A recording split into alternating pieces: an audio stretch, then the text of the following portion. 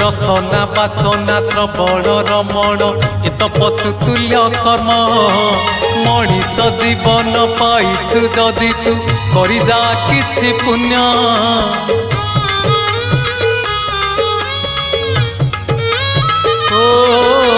रसना बासना श्रवण रमण ए तो पशुतुल्य कर्म मनीष जीवन पाइछु जदि तू करि जा किछि पुण्य एई माटी देह बौला गाई जोठू आसीछि जीव पळेई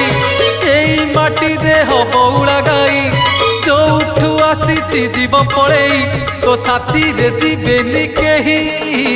ठीक जीवन तो सेई जिए प्रभु नाम धरे नाही ठीक जीवन तो सेई जिए प्रभु नाम धरे नाही।